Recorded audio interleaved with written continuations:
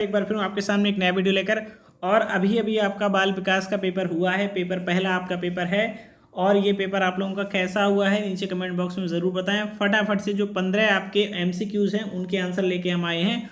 उसके बाद आपका पूरा पेपर हम आपका सॉल्यूशन करवाने की कोशिश करेंगे। देखिए पहला जो आपका क्वेश्चन था, मैकडूगल के अनुसार मूल प्रवृत्तियों की संख्या जो होती है वो कितनी होती है, वो आपकी 14 होती है। प्रीवियस ईयर का पूछा हुआ क्वेश्चन है, बहुत ही सरल प्रश्न है। बुद्धिखंड के द्विखंड सिद्धांत अंग है, इसका राइट आंसर क्या हो जाएगा, ये हो जाएगा आपका विशिष्ट बुद्धि। क्या हो जाएगा, विशिष्ट बुद्धि। क्वेश्चन नंबर तीसरा है आपका, परिभाषा में क्या पूछा है। देखिए परिभाषा, बाल विकास का प्रत्यक्ष संबंध बाल व्यवहार से है। ये परिभाषा किसने दी है, तो ये आपकी परिभाषा वुडवर्थ की है। प्रीवियस ईयर का ये भी क्वेश्चन है। इसके बाद है भारत में प्रथम मनोविज्ञानशाला, तो ये कहाँ है, ये कोलकाता विश्वविद्यालय में। तो इसका सही जवाब हो जाएगा आपका पश्चिम बंगाल, क्योंकि कोलकाता कहाँ है, पश्चिम बंगाल। सीएटी किस प्रकार का व्यक्तित्व परीक्षण है। क्वेश्चन नंबर है आपका ये 5वां। तो ये आपका हो जाएगा, ये प्रक्षेपी परीक्षण है। कैसा है, प्रक्षेपी परीक्षण है। सीखने के नियम का प्रतिपादन किसने किया था, तो इसका सही जवाब क्या होगा, सीखने के नियम का प्रतिपादन किया था आपका थॉर्नडाइक महोदय ने। इसके बाद अगला देखे हैं 7वां, क्रिया प्रसूत अधिगम सिद्धांत का प्रयोग किस पर किया गया था। तो क्रिया प्रसूत अधिगम का उपयोग किया गया था ये आपका कुत्ते पर। समांतर मार्ग के प्रतीक की अगर बात करें तो ये आपका ऑप्शन ए सही हो जाएगा, ये समांतर मार्ग का प्रतीक है।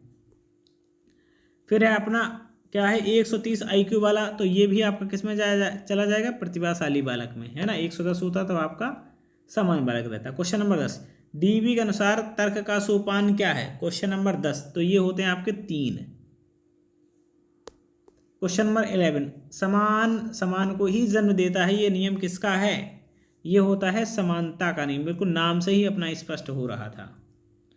इसके बाद देखो 12 नंबर, 12 में पूछा है प्रबलन सिद्धांत, तो ये किसने दिया था, ये आपका दिया था स्किनर ने। क्वेश्चन नंबर 13 है अधिगम स्थानांतरण के सिद्धांत क्या हैं, तो ये हो जाएगा आपका उपरोक्त सभी इनमें से ऑल ऑफ दीज। 15 है स्मृति का अंग नहीं है, बहुत सिंपल था। स्मृति का अंग क्या नहीं है, सीखना भी हो जाएगा और चिंतन।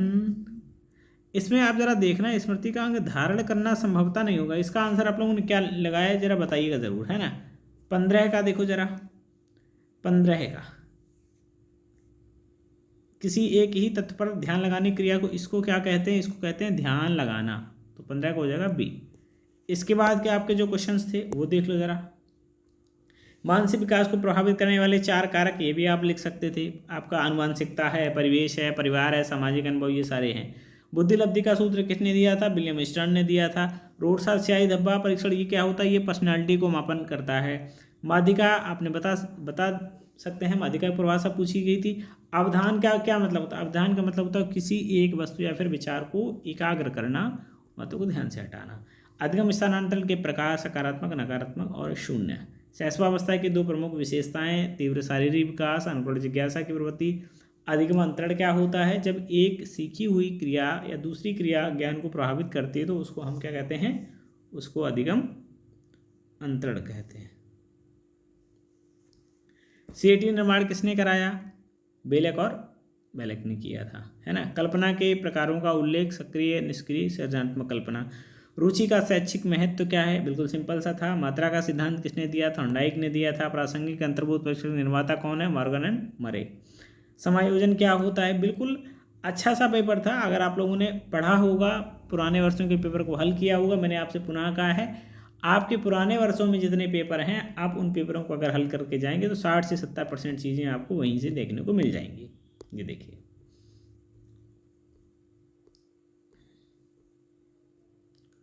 ठीक है ना। जो लोग टेलीग्राम पर नहीं है, टेलीग्राम पर जुड़